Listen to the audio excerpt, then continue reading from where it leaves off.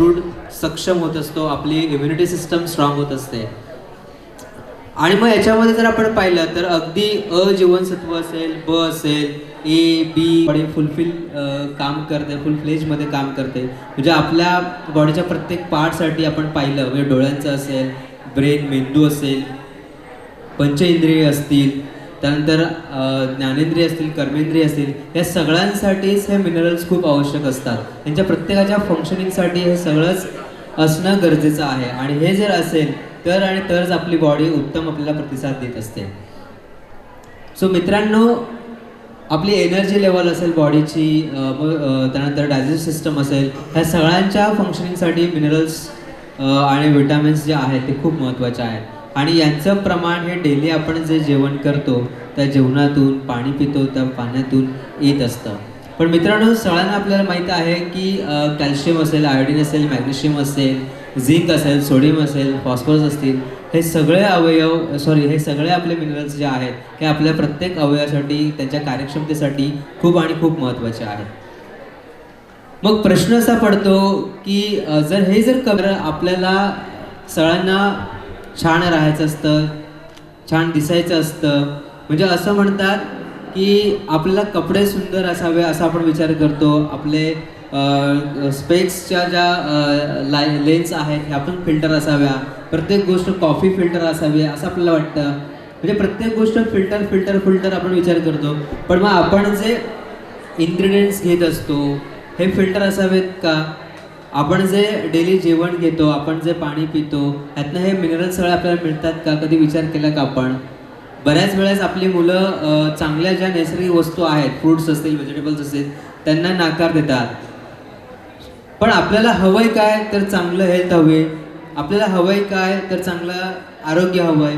आपल्याला हवंय काय? तर आपण व्यवस्थित, आपल्याला कुठल्याही प्रकारचा आजार नसावं, हे हवंय आपल्याला. पण मग जेव्हा आपल्याला काहीतरी हवं असतं त्यावेळेस आपण काहीतरी दिलंही पाहिजे. सो जर निसर्गाने जे आपल्याला इन्ग्रेडियंट्स दिलेत की आपल्याला आपल्या बुद्धीसाठी असेल, आपल्या आरोग्यासाठी ज्या महत्त्वाच्या गोष्टी आहेत त्या आपण करण्यासाठी वेळ देतो का? तर नाही देत. आणि त्याच्यावरच भाष्य करणार आहे आजचं वास्तव आहे.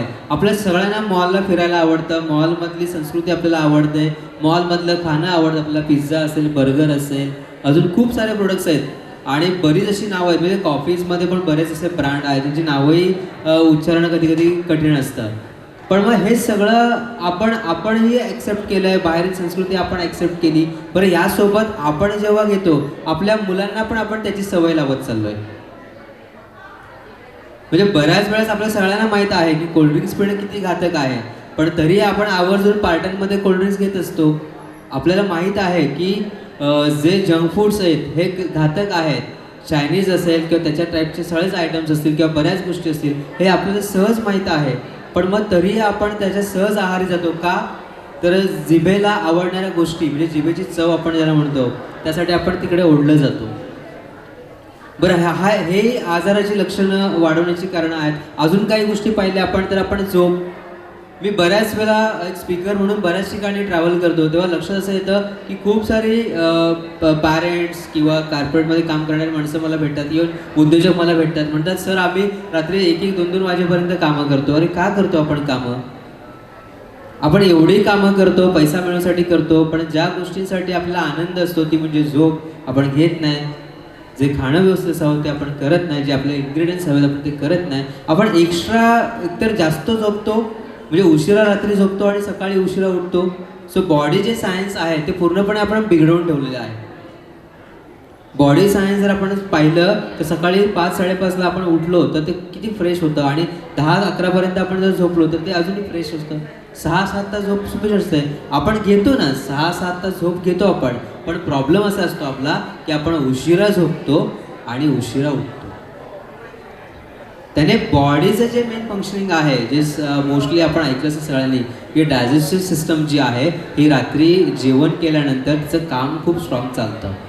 आणि जे काम तिचं साधारणतः 10 ते रात्री 3पर्यंत चालतं, आपण झोपायला जर रात्री 1-1:30 घेतला तर ऑलमोस्ट त्याचं 50% काम तिकडे संपलेलं असतं, तिची एनर्जी संपलेली असते. आणि मग आपण खाल्लं त्यानंतर ते पचलं जात नाही. शेवटी प्रॉब्लेम्स हे होणारच ह्यांचे. ही कारणं आहेत. आणि आपण हे रियालिटी आहे, वास्तव आहे, हे नाकारू शकत नाही. सगळ्यात महत्त्वाचं म्हणजे डिहायड्रेशन. आपण किती ट्रॅव्हल करतो, ट्रॅव्हल करण्यामध्ये आपल्याला खूप वेळ कमी पडतो आजकाल, आपल्याला फिरायला आवडतं आणि ह्या ट्रॅव्हलिंगमध्ये सुद्धा आपण डिहायड्रेट होत असतो कारण की आपण पाण्याचा इंटेक जो हवा आहे तो करत नाही किंवा ज्या पाण्याच्या इंटेकमध्ये जे मिनरल्स आपल्याला मिळत असतात ते आपल्याला प्रॉपरली पोचत जात नाही. आपण प्रत्येक वेळेस आपल्याला आवडतं बिस्लरीचं पाणी वगैरे सगळ्या गोष्टी मान्य आहे, काळानुसार आपण गेलो पाहिजे, पण त्याच्यातनं आपल्याला जे हवे असलेले मिनरल्स मिळतात का, कधी याचा आपण विचार केला पाहिजे. हे वास्तव खूप भयावह वाढत चाललेलं आहे.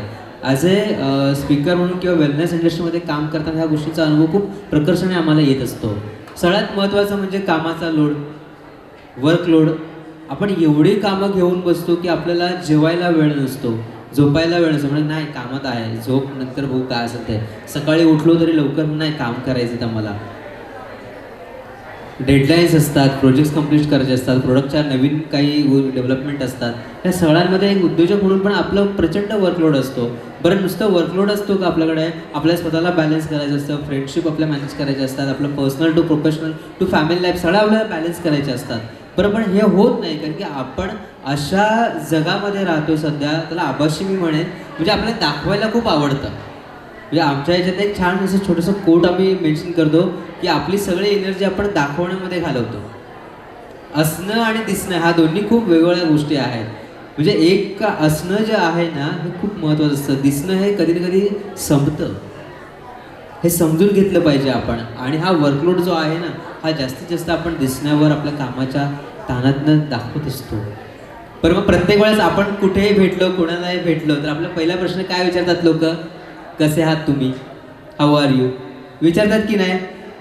का तुम्हाला असं काय विचारतात तुमची आमदनी किती आहे? डायरेक्ट असं कोणी विचारत नाही आपल्याला, बाबा तुझ्या पाकिटमध्ये पैसे किती आहेत का, 10,000 आज आहेत का, असं कोणी विचारत नाही. आधी प्रश्न काय असतो आपल्या सगळ्यांना, हाऊ आर यू. आणि मग आपले सुरू होतात काय कारणं, पोट दुखतंय, काल बरं नव्हतं वाटत, परवा दिवशी आजीला घेऊन गेलो डॉक्टरकडे, त्याच्या आधी आईला बरं नव्हतं, कालपासून माझी तब्येत थोडी बरी नाही आहे, बरं 2 दिवस सुट्टी आहे, थोडं फिरायला नाही नको ना, जरा बरं नाही आहे. सो आपल्याकडची कारणं ही संपत नाही का. मग सुरू असतं आपलं हेडेक असेल, पेट दर्द, सिर दर्द. तुम्हाला माहिती आहे एक रिसर्च सांगतो की 90% ज्या आपले आजारी आहेत ते सायकोसोमॅटिक आजार आहेत. आणि हे आजार आपण जे मी आधी कारणं सांगितली, अतिरिक्त सोशल मीडियाचा वापर करणं, अतिरिक्त झोप न घेणं किंवा फास्ट फूडमध्ये स्वतःला व्यस्त करणं, ह्या सगळ्या कारणांमधून ह्या येत असतात. म्हणजे आपल्या बॉडीला जे आवश्यक मिनरल्स आहेत, विटॅमिन्स आहेत, अशा बऱ्याच गोष्टी ज्या आहेत यांचा आपण पुरेपूर आपल्या बॉडीला जो इंटॅक हवा आहे तो देत नाही. आणि मग हे सगळेच प्रॉब्लेम्स आपल्या मागे लागतात. बरं हे आपल्याच मागे लागतात का, नाही, आपल्या मुलांच्या मागे असतात, आपल्या फॅमिलीच्या मागे असतात. बरं मला एक सांगा, साधा प्रश्न आहे, समजा घरात कोणी आजारी असेल, आपलं मन लागतं का हो कामात? नाहीच. म्हणजे असं नाही ना का मीच आजारी असलो म्हणजे माझं कामात लक्ष नाहीये, माझ्या घरात कोणीही आजारी असला, मग आजी आजोबा असो, आई बाबा असो, मुलं असो किंवा आपण असो, किंवा आपल्या क्लोज फ्रेंड्स सर्कलमध्ये कोणी आजारी असलं की आपलं कामात लक्ष नसतं का. म्हणजे विचार करा की आपल्या नियर अँड डिअरमध्ये जे असलेल्या सगळ्या माणसांमध्ये जर हेल्थ बिघडलं तर आपलं लक्ष तिकडे जातं, आपल्या कामावर त्याचा प्रभाव पडतो, त्याचा रॉंग इम्पॅक्ट पडतं आणि आपली प्रोडक्टिव्हिटी कमी होते. सो हा अधिकार नाही आहे ना आपल्याला की आपण जर आजारी पडलो तर इतरांच्या कामावर त्याचा परिणाम होत असेल तर मग आपली काहीतरी स्वतःबद्दलची एक जाणीव असली पाहिजे, इतरांबद्दल जाणीव असली पाहिजे की आपण कुठेतरी थांबवता आलं पाहिजे स्वतःला. जे आपण जंक फूडमध्ये व्यस्त झालो, ज्या धकाधकीच्या जीवनात आपण व्यस्त झालो, तिकडनं कुठेतरी स्वतःला वेलबिंगकडे घेऊन आलो पाहिजेत. एक चांगल्या मनस्थितीत असणं गरजेचं आहे. आणि म्हणून आणि बरं हे सगळं असेल, जे प्रॉब्लेम जे आपण पाहिले हे सगळं असलं की आपण काय करतो, बेसिक गोष्ट आहे उपलब्ध काय आपल्याकडे, चला आपल्या नॉर्मल डॉक्टरकडे जातो. आपण नॉर्मल डॉक्टर्सकडे गेलो की मग सुरू होतं काय, आणि थोडं जास्त असेल प्रमाण तर हॉस्पिटलमध्ये ॲडमिट होतो. आणि आजकाल लोक सहज म्हणतात इन्शुरन्स आहे ना, सहज म्हणतात, अरे आजारी असू ना, काय इन्शुरन्स आहे ना. अरे इन्शुरन्स आहे पण तुमचा वेळ गेला त्याचं काय. बरं इन्शुरन्स आहे ही डोक्यात जेव्हा कल्पना असते ना तेव्हा आपण आजारी पडतो, हेही लक्षात घेतलं पाहिजे. लाईक अट्रॅक्ट्स लाईक आपण सहज म्हणतो. सो आपल्या डोक्यात जर विचार असेल ना माझ्याकडे इन्शुरन्स आहे, मी आजारी पडलो तरी चालेल, तर डेफिनेटली तुम्ही आजारी पडाल. सो वेलबिंगचा अर्थ काय असतो की आपण कम्प्लिटली माइंडमध्ये पण आपण वेलबिंग असलो पाहिजे, आपल्या बॉडीमध्ये पण असलो पाहिजे. सो थोडक्यात आपण परत मागे येऊया थोडंसं की डॉक्टरकडे जातो आपण आणि जास्त असेल तर ॲडमिट होतो आपण, मग गोळ्यांचा इंटेक सुरू होतो. बरं डॉक्टर्स गोळ्या कमी लिहून देतात ना तुम्हाला, डॉक्टर्स गोळ्या कमी लिहून देतात का, नाही, मेडिसिनची लिस्ट संपत नाही. बरं आपल्याला वाचता येत नाही तो मुद्दा वेगळा, पण आजकाल गुगल पण वाचून आपल्याला देतो, ते इझी करतो. पण मेडिसिन्स वाढतात, मग मेडिसिन्स एवढ्या वाढतात की अन्नासारख्या त्या मेडिसिन्स पुढे खाव्या लागतात. म्हणजे मी बऱ्याच 45 to 60-70 एजच्या लोकांना भेटत असतो नेहमी, तर त्यांच्याकडे मेडिसिन्स एवढ्या खाल्ल्या जातात की 4-5 हजारच्या मेडिसिन्स त्यांना लागतात फक्त. सो एवढा प्रमाण वाढत चाललं आहे. आणि मग याचे साईड इफेक्ट्स आहेतच, आपल्याला सांगायची गरज नाही. आपण जेवढ्या मेडिसिन्स घेतो तेवढं आपल्याला साईड इफेक्ट्स पण त्याचे भोगावे लागतात हळूहळू. सो मग मुद्दा येतो काय, मग येतो आपल्याकडे एक सगळ्यात महत्त्वाचं सोल्युशन, ते म्हणजे होलिस्टिक हेल्थ. मग इथे जेव्हा आपण काम करतो तेव्हा आपल्याला आयुर्वेदा आणि न्यूट्रिस्युटिकल जे प्रोडक्ट्स आहेत त्यांची आठवण येते. कोरोनामध्ये आपण सगळ्यांनी पाहिलं आयुर्वेद आयुर्वेद आणि आयुर्वेद, योगा, ध्यान, मुद्रा. मग अशी आपल्याकडे एक सेशन झालं. खूप प्रमाण याचं वाढत चाललं आहे आणि वाढणं गरजेचं आहे. पण आजच्या ज्या हेल्थ ऑर्गनायझेशन ज्या आहेत त्यांच्या सर्वेनुसार याचं प्रमाण अजूनही खूप कमी आहे. म्हणजे अवेअरनेसची प्रचंड गरज आहे. बरं, अवेअरनेस नाही असं नाही आहे, अवेअरनेस पण आहे. पण कसं असतं माहिती आहे का, देखल्या देवा दंडवत. म्हणजे बाबा दुरून डोंगर साजरे आहे. मला योग चांगला आहे हे माहिती आहे, पण करायची इच्छा नसते. का वेळ द्यावा लागतो, त्याचं महत्त्व माहिती आहे आम्हाला. पण आम्हाला म्हणजे पण मोठ्या माणसाचं सूत्र काय, जे आवडत नाही करायला ते केल्याने त्याचा फायदा जास्त असतो. टी व्ही पाहायला सगळ्यांना आवडतं, ते करत बसलो की आपलं नुकसान आहे हे माहीत आहे. ते न पाहिलं की आपला फायदा आहे हे माहीत आहे, पण आपण त्याच्यात रिस्क घेत नाही. कारण की मोठं व्हायचं नसतं आपल्याला. असं मोठं होण्यासाठी काही गोष्टी आपण टाकून दिल्या पाहिजेत जेवढं शक्य तेवढं. सो मग आयुर्वेद आणि न्यूट्रिस्युटिकल प्रोडक्ट्स काय म्हणतं इंडस्ट्री, की तुम्हाला जे पिझ्झा, बर्गर्स किंवा जंक फूड्स आहेत ते टाळावे लागतील आणि आपल्या घरी बऱ्याच येणाऱ्या पालेभाज्या असतील, हिरव्या पालेभाज्या असतील, या सगळ्यांचा इंटेक आपण वाढवला पाहिजे. बरं, हे वाढवण्यासाठी आपण मग योगाच्या दृष्टीने जर आपण पाहिलं तर योगामध्ये ना खूप एक सुंदर श्लोक लिहिला आहे की शरीरेंद्रियस्त्वा योगो धारी जीवितम नित्यगश्च बुद्धश्च पर्या यौराव गुरुष्यते. म्हणजे तुमची body when combine with the sense organs mind and soul become a life. म्हणजे आपलं मन, आपली बॉडी आणि आपला आत्मा हे जेव्हा एकत्र येऊन काम करतील तेव्हा खऱ्या अर्थाने आपल्याला वेलनेसकडे आपण असतो, वेलबिंग म्हणून जातो. सो मग आपण पूर्वी जी आयुर्वेदाची पद्धत होती आपली, की याप्रमाणे आयुर्वेदिकमध्ये चूर्ण असायची सगळे, मग त्याच्या पेस्ट असायच्या, त्यांचा आपण इंटेक करायचो. कोरोनामध्ये बऱ्याच लोकांनी ते केलं, पण त्याच्यात पण थोडंसं प्रॉब्लेम. म्हणून काय केलं गेलं, मग एक्झॅक्टली आपला प्रश्न पडतो की न्यूट्रिस्युटिकल जे प्रोडक्ट्स आहेत ते नेमकं कशा प्रकारे काम करतात. तर जेवढे आपले फ्रूट्स आहेत, व्हेजिटेबल्स आहेत, ऑर्गॅनिक प्रोडक्ट्स आहेत, त्यानंतर आयुर्वेदिक औषधी वनस्पती ज्या आहेत, या सगळ्यांचे जे अर्क असतात म्हणजे प्रॉपर त्याला फिल्टर करून त्यातनं जे इन्ग्रेडियंट्स महत्त्वाचे आहेत ते प्युअर इन्ग्रेडियंट्स एक टॅबलेट फॉर्मॅट्समध्ये मेडिसिन्समध्ये आणले जातात. आणि हे जेव्हा मेडिसिन्समध्ये येतं तेव्हा आपण जर ते खाल्ले किंवा त्याचा इंटेक घेतला तर परत आपल्याला तीच एनर्जी मिळते जी त्या फ्रूट्समध्ये असते. म्हणजे आपल्याला ॲपल असेल, हिरडा बेहरडा, जे सगळ्या वनस्पती असतील, या सगळ्यात जो अर्क असतो, जे प्रमाण असतं त्यांचं मेडिसिन्स प्रमाण, हे सगळे फिल्टर करून मेडिसिन्समध्ये कन्वर्ट केले जातात. आणि ते जर ज्या मेडिसिन्स असतात त्या आपण जर घेतल्या तर त्याने आपल्याला तीच एनर्जी मिळेल जी फ्रूट्स खाल्ल्याने मिळते, जी त्या व्हेजिटेबल्स इंटेक करण्याने मिळणार, जे त्या हर्बल जे प्रोडक्ट्स असतात, आपले आयुर्वेदिक प्रोडक्ट जे असतात ते इंटेक केल्याने जे मिळणार तीच एनर्जी इकडे असते. सो म्हणून मग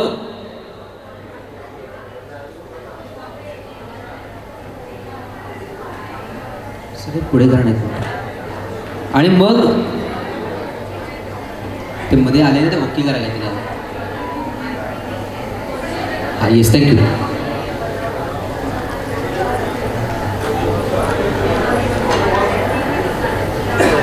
नाही होत आहे का? ओके, काही हरकत नाही. येस.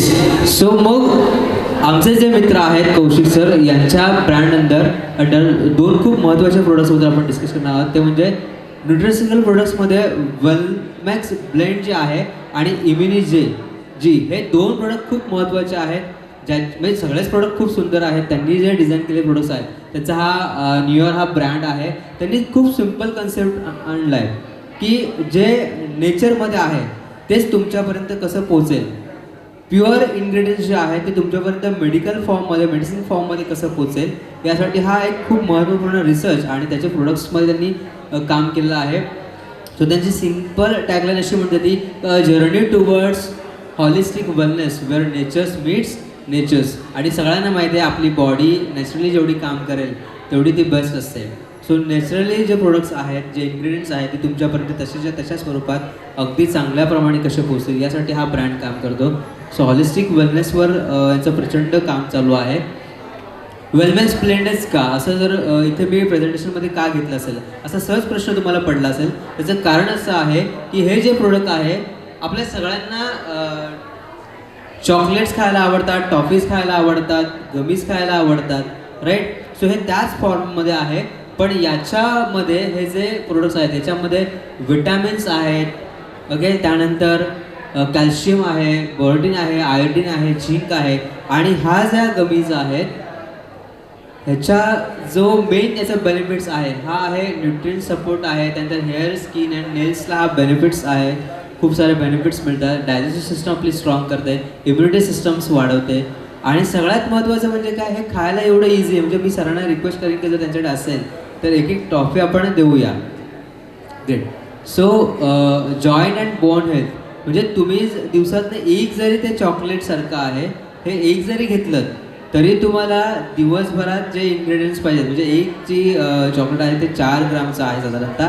सो त्याच्यामध्ये मॅग्नेशियम आहे, त्याच्यामध्ये म्हणजे मगाशी आपण पाहिलं त्याच्यामध्ये इसेन्शियल विटॅमिन्स आहेत, मॅजेस्टा आहे, कर्क्युमिन आहे, बिओटीन आहे, आयोडीन आहे, झिंक आहेत. आणि यांचं बेनिफिट्स जे आहे हे आपल्या हेल्थसाठी खूप स्ट्रॉंगली काम करतं. सो वेलमॅक्स ब्लेंड हे खूप सुंदर असं प्रोडक्ट त्यांनी डिझाईन केलं आहे. आणि हे एवढं इझी आहे. इथेच आहे, इथेच आहे ना, ओके. सो तुमच्या सगळ्यांकडे ज्या टॉफीज आल्यात ह्या म्हणजे तुम्हाला सहज आवडते आणि 5+ पुढच्या जे मुलं आपली असतात त्यांना आपण देऊ शकतो.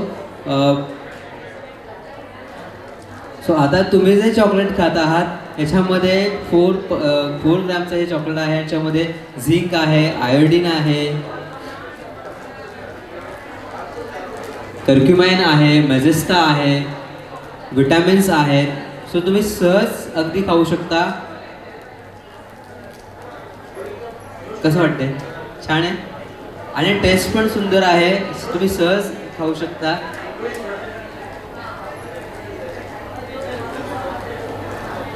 सो आणि याचे फायदे असे आहेत की दिवसातनं एक जर घेतला आपण, हा एक डोस असतो दिवसाचा, आणि एक जर आपण गमीज हे घेतलं तर आपल्याला न्यूट्रिएंट सपोर्ट्स मिळतो. त्यानंतर हेअर, स्किन आणि नेलच्या हेल्थसाठी हे खूप सुंदर काम करतं. डायजेस्टिव्ह सिस्टममध्ये हे चांगलं काम करतं, इम्युनिटी बिल्ड करायला काम करतं. आणि जॉईंट आणि बोन हेल्थ हे सगळ्यात महत्त्वाचं असतं की आपण जर 3 ते 4 माळे चढायचं म्हटलं की लगेच आपलं डोकं हे दुखायला सुरू होतात, गुडघ्यांना त्रास व्हायला सुरुवात होतो. आणि हे जर अनुभव आपण सहज घेतो डेली लाईफमध्ये, आपण 4 पिशव्या उचलल्या की आपल्याला त्रास कळतो, आपल्याला कुठे काय पेन होते, मसल पेन्स असतील. सो या सगळ्या हिलिंग करण्यासाठी हे काम करतं.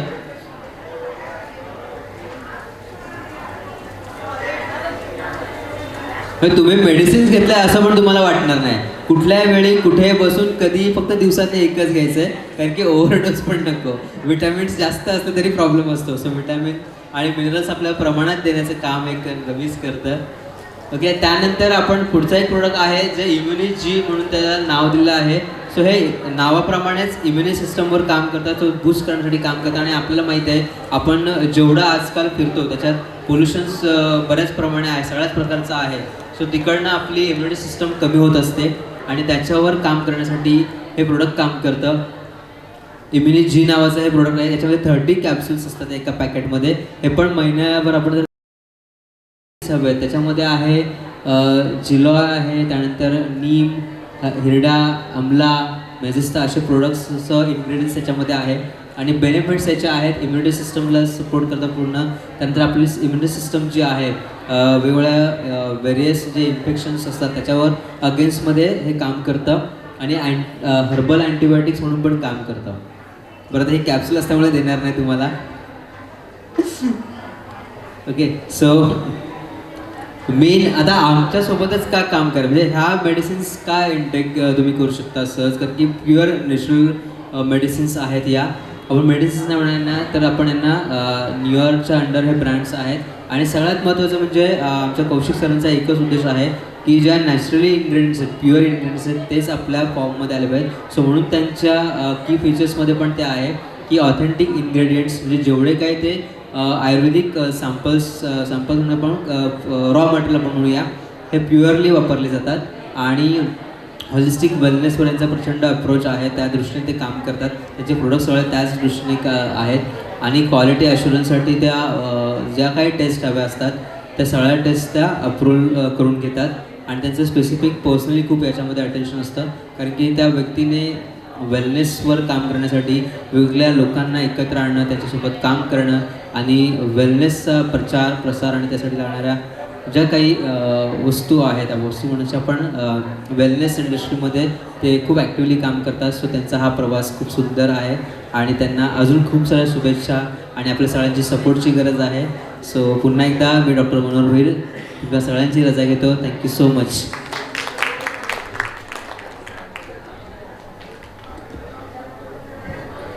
Okay, thank you doctor. खूप बरं वाटलं तुमच्याकडून ऐकायला आमच्या प्रोडक्टबद्दल, आमच्या कंपनी ब्रँडबद्दल. सो तुम्हाला रिक्वेस्ट करेन की प्लीज सर इकडे या, स्टेजवर बसा सर. सो अजून एक व्यक्ती मी तुम्हाला इंट्रोड्यूस करणार आहे. म्हणजे तुम्ही ऐकल्यावर म्हणाल की किती मल्टी टॅलेंटेड व्यक्ती आहे. जस्ट एकच मिनटं द्या मला.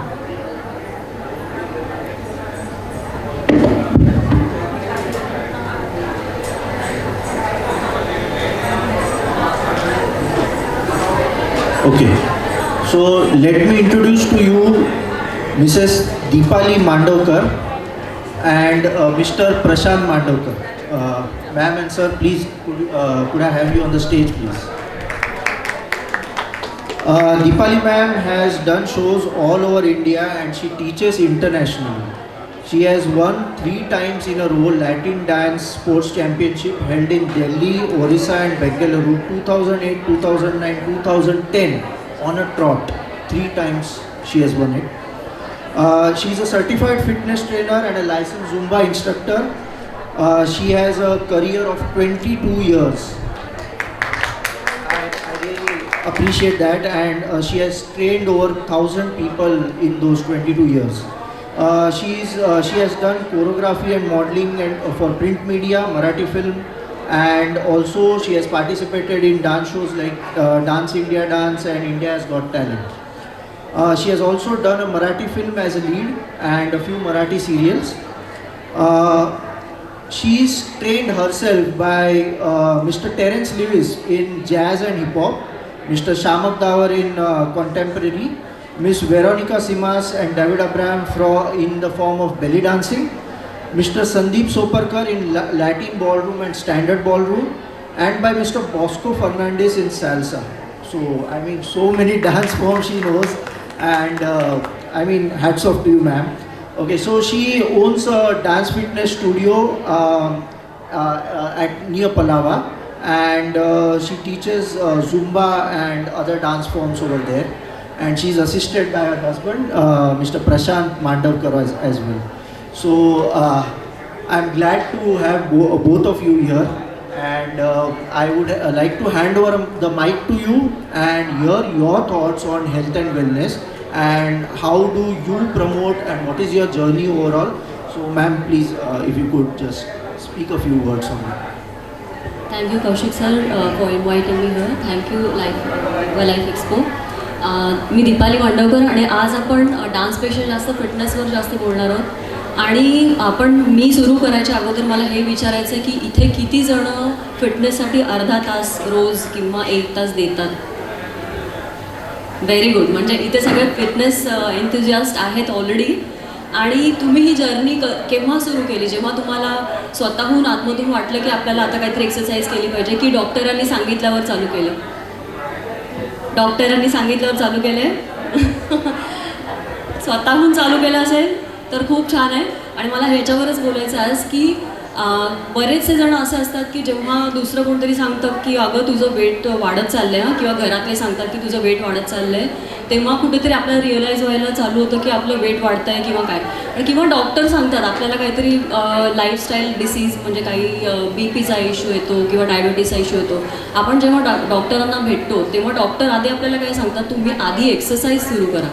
कारण जे लाईफस्टाईल डिसीजेस आहेत ते 70 to 80% तुम्ही विदाऊट मेडिसिनसुद्धा, आता तुम्ही डायबेटॉलॉजिस्टला भेटाल ना कुठल्या, तर ते तुम्हाला सांगतील की तुम्हाला ना, तुम्ही जर रोजची एक्सरसाइज चालू केली आणि प्रॉपर डाएट जर तुमचं असेल, चांगली झोप असेल, तर तुम्हाला कुठल्याही टाईपचे मेडिसिन किंवा कुठल्याही टाईपचं इन्सुलिन पण घ्यायची गरज नाही.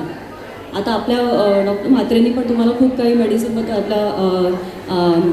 आपले हां डॉक्टर मनोहर भैरीन याने खूप काही माहिती याच्यावर ऑलरेडी दिलेली आहे. पण जेव्हा तुम्हाला ह्या गोष्टी रिअलाईज होतात किंवा डॉक्टर सांगतात, तेव्हा मग तुम्ही जाऊन कुठेतरी जिममध्ये किंवा कुठल्या तरी झुंबा सेंटर किंवा योगा सेंटरमध्ये आपण जातो आणि नंतर आपण एनरोल होतो. ओके, तर आपलं फर्स्ट मोटिव्ह काय असतं त्यावेळी फर्स्ट मोटिव्ह हे असतं की मला वेट लूज करायचं.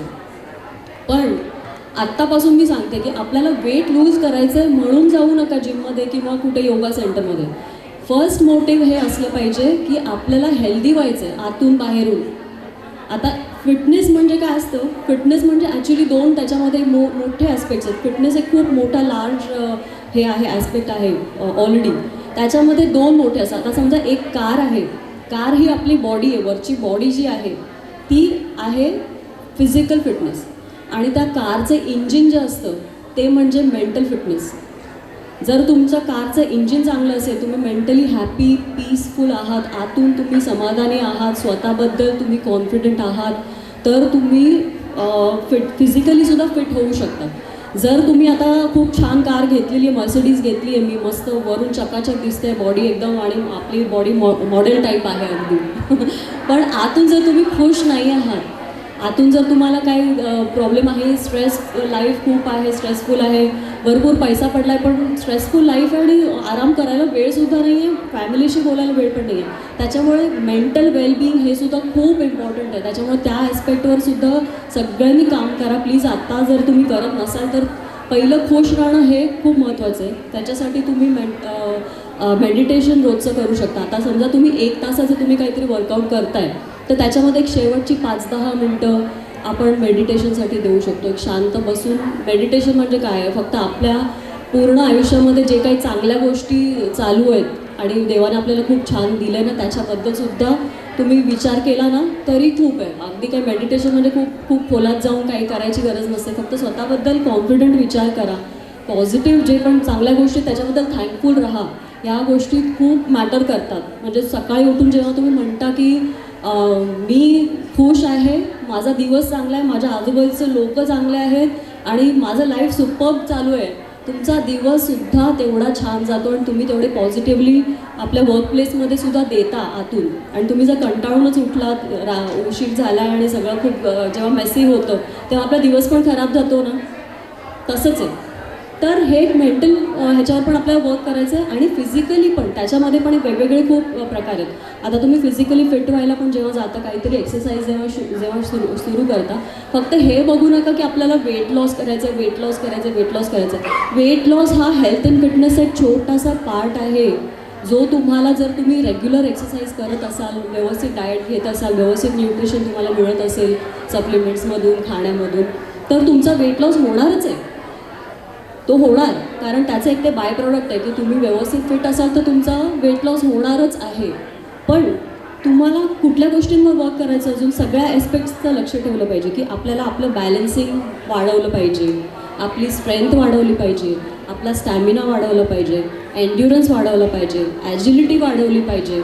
या खूप साऱ्या गोष्टी आहेत. त्याच्यामुळे आपलं एक्सरसाइजचा पॅटर्न असा ठेवा की त्याच्यामध्ये तुम्हाला सगळ्या गोष्टी मिळत आहेत. तुमचं मसल मास वाढतं आहे का तुमच्या एक्सरसाइजमुळे, तुमचा बॉडीला स्ट्रेच मिळत आहे का, तुमचा फ्लेक्झिबिलिटी वाढते की नाही, ॲजिलिटी वाढते की नाही, चपळपणा पटकन मूव करू शकतो की नाही आपण. या गोष्टी खूप मॅटर करतात. पॉवर आहे, एन्ड्युरन्स आहे, या सगळ्या गोष्टींवर वर्क करा. तुमचं एक्सरसाइज अशी डिझाईन करा. आता तुमच्या ट्रेनरला जाऊन तुम्ही विचारू शकता की एकाच टाईपचं मला काहीच देऊ नकोस. तुम्ही या सगळ्या गोष्टींच्या ॲस्पेक्ट्स लक्षात घेऊन करा. कारण आणि जसं आता मी थोडंसं लेडीजच्या फिटनेसबद्दल बोलते की जेव्हा आपण कुठला एक्सरसाइज चालू करतो ना, तेव्हा डॉक्टरांनी पण सांगितलं सर, आत्तापर्यंत म्हणजे आत्ताच्या काळामध्ये ना खूप सारे PCOD, PCOS वगैरे हे प्रकार एवढे कॉमन का झाले, कारण अर्ली एजमध्ये आपण एक्सरसाइज सुरू करत नाही, कधीतरी निग्लिजन्स असतो आणि आपल्याला खूप आतूनसुद्धा कधी वाटत असतं की आपल्याला जाऊन खरं म्हणजे वर्कआउट केलं पाहिजे. पण तुम्ही आपल्या घराच्या जबाबदारीमध्ये कधी कधी ऑफिसच्या जबाबदारीमध्ये एवढी एखादी बाई गुंतून जाते, मुलं असतात त्यांचं बघायचं असतं, त्यांचा अभ्यास हे ते, की आपल्यासाठी वेळ काढला जात नाही. तो प्लीज काढा. जर कोणी काढत नसेल तर प्लीज काढा स्वतःसाठी वेळ. कारण जेव्हा तुम्ही स्वतःसाठी वेळ काढाल तेव्हा तुमचे हे सगळे PCOD PCOS हे सगळं तुम्हाला ते डॉक्टर पण सांगतील की जेवढे तुम्ही वर्कआउट कराल ना, जेवढं तुमचं वेट पण कंट्रोलमध्ये येईल. आणि या सगळ्या गोष्टी ज्या असतात की इरेग्युलर पिरियड्स आहे किंवा हे सगळे प्रकार आहेत, हे खूप लांब राहतात. आणि त्याच्यानंतर डायबिटीज, हाय BP हे ते सगळं तुम्ही लांब ठेवू शकता. त्याच्यानंतर थोडंसं एजेडली लोकांसाठी, म्हणजे थोडे सिनियर सिटीजन्स जे आहेत त्यांचं सगळ्यात मोठे नंतर प्रॉब्लेम्स काय होतात की माझा बॅलन्स जातो, मला हे होतं. मग आपण ह्या गोष्टीवर विचार करायचा. आणि काय होतं की बॅलन्स गेला किंवा नी दुखत असतील आपलं कुठेतरी, मग कुठेतरी जायला कॉन्फिडन्स वाटत नाही. असं होतं की जाऊ दे, मी नाही जात आज, कारण मला कॉन्फिडन्सच वाटत नाही आहे बाहेर जायला, असं होतं. किंवा कधी कधी असं होतं की बाथरूममध्ये घसरून पडली आजी आणि हेपचं डिस्लोकेशन झालं किंवा असं काही झालं तर म्हणजे, आणि त्याच्यामुळे कॉम्प्लिकेशन्स खूप वाढतात. तर त्याच्या अगोदरच आपण मसल स्ट्रेंथनिंग का नाही चालू करत. तर हे सगळे ॲस्पेक्ट्स आपण लक्षात ठेवूया. आपण जेव्हा पण काहीही टाईपचं वर्कआउट करू तेव्हा लक्षात ठेवा बॅलन्सिंग आपलं होते की नाही चांगलं. आपल्याला एका पायावर उभं राहता आलं पाहिजे, खालून हाताचा सपोर्ट न घेता तुम्हाला उठता आलं पाहिजे, हे चेक करा.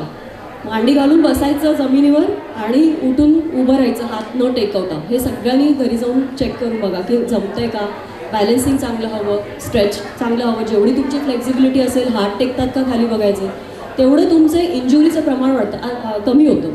आता आपण कधीतरी कोणी पडतं असं काही नाही आहे. समजा गाडीवरून पडलं किंवा आपण घरात कुठे घसरून पडलो किंवा काही पडलं, पण जेवढी तुमची फिटनेस लेवल असते ना, तुम्ही सावरून पटकन किंवा पडूही, बॉडी तुम्हाला पडू देतच नाही. कारण तुम्ही तेवढे एजाईल असता आणि एकदम रेडी असता त्या गोष्टीसाठी की पटकन आपले मसल वर्क करतात. फास्ट ट्विच मसल्स जे असतात ते वर्क करतात आणि तुम्ही पटकन उभे राहता, तुम्ही पडतच नाही. आणि पडलात तरी तुम्ही एवढे सावरलेले असतात की तुम्हाला लागणार नाही.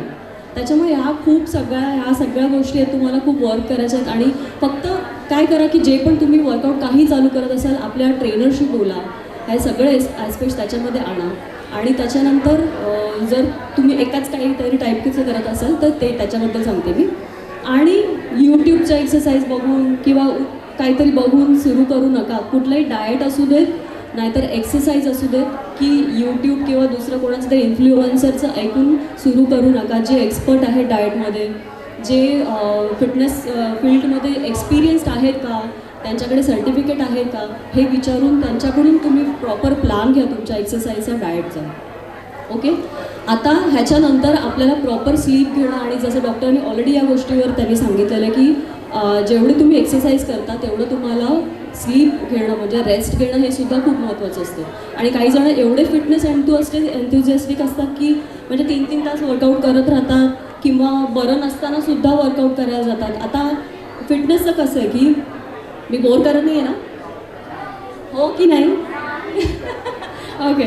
फिटनेसचं कसं आहे की ते it's like getting up and brushing your teeth. रोज उठून करायचं आहे, आंघोळ रोज उठून तुम्हाला करायची आहे. आंघोळ रोज उठून करताना तसं रोज उठून एक्सरसाइज करायला जायचं. पण आपण फीवर असतो आपल्या बॉडीमध्ये तेव्हा आपण जातो का आंघोळ करायला? त्या दिवशी आपण आंघोळीला दांडी मारतो ना, आराम करतो ना. तसंच जर तुम्हाला बरं वाटत नसेल, त्या दिवशी तुम्हाला ताप आला आहे किंवा काय आलं आहे, तर उगाचच खूप ऑब्सेस्ड होऊन वर्कआउटला जायचं नाही. त्या दिवशी आराम करायचा. जेवढी गरज म्हणजे बॉडीमध्ये आपण जेवढा आराम करू, आपली हीलिंग चालू असते त्यावेळी आपल्याला आरामाची खूप गरज असते. मसल स्ट्रेंथनिंग खूप इम्पॉर्टंट आहे बायकांसाठी स्पेशली, कारण मेन्समध्ये आपलं ऑलरेडी मसल पर्सेंटेज जास्त असतं आणि बायकांमध्ये कमी असतं. त्याच्यामुळे बायकांचं फॅट पर्सेंटेज लवकर वाढत जातं after delivery and all. Okay. तर त्याच्यामुळे जर तुम्ही स्ट्रेंथ ट्रेनिंग करत नसाल तर ते प्लीज चालू करा. कुठल्याही एजमध्ये तुम्ही स्ट्रेंथ ट्रेनिंग चालू करू शकता. किंवा कारण तुम्ही त्यावेळी तुमचं मसलचं एज असतं, जेव्हा तुम्ही त्यांना स्ट्रॉंग बनवता ते मसलचं एज तुम्ही रिव्हर्स करू शकता. तुम्ही म्हणजे जे बायोलॉजिकल एज असतं आपलं, आता समजा 70 एज आहे, ओके, 70 एज आहे आणि त्याच्यामध्ये मसलचं जर तुम्ही पॉवरफुल करत असाल, मसल पॉवरफुल करत असाल तर तुम्ही त्या बॉडीचं रिव्हर्स एज करू शकता पूर्ण आणि तुम्ही जास्त स्ट्रॉंग होऊ शकता. ओके, आता मी आज इकडे संपवते. सगळ्यांनी आपलं मस्त फिट राहा, छान राहा आणि प्लीज मिस्टर कौशिक सरांचा तिकडे हे आहे, बूथ आहे. त्यांनी मस्त मस्त सगळे सप्लिमेंट्स वगैरे डॉक्टरनी ऑलरेडी त्याच्याबद्दल सांगितलेलं आहे. प्लीज तिथे व्हिजिट करा आणि सप्लिमेंटसुद्धा चालू करा आपल्या फिटनेसबरोबर. थँक्यू. आणि तुम्हाला खरंच ऐकत राहावं असं वाटत होतं, पण थोडा टाईमचा कन्स्टेंट असल्यामुळे मी तुम्हाला कट शॉर्ट केलं. Sorry for that. But sir, तुमच्याकडून 2च शब्द मी जास्ती काही बोलणार नाही आहे, फक्त एकच वाक्य बोलेन की तुम्ही ऐकलं असेल कुठेतरी की your body is the only place where you live, so please take care of your body. That's it. Thank you. I invite Shailesh ji, please come to honor our guest. So, attention all. Let's give a huge round of applause to Kaushik bhai. Kaushik, we met about I think 5 months back. I just mentioned that we'll do this program, and he was the first one to support me. Thank you so much, Kaushik. And thank you for bringing our motivational speaker, Mr. Bhoi, right? And see, ultimately, इनका विषय क्या है? Nutraceutical, nutrition और pharma का मिलन है. Okay, इतना समझना ज़रूरी है.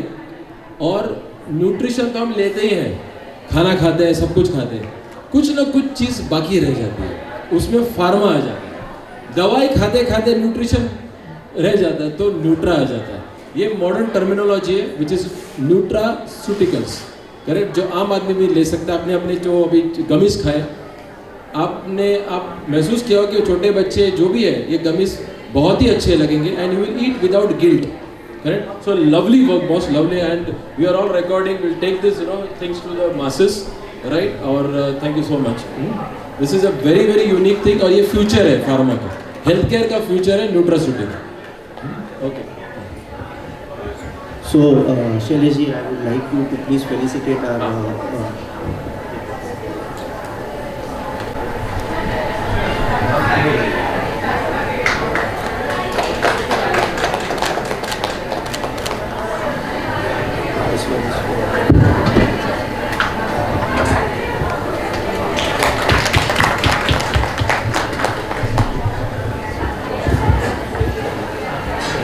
So let's thank Kaushik bhai.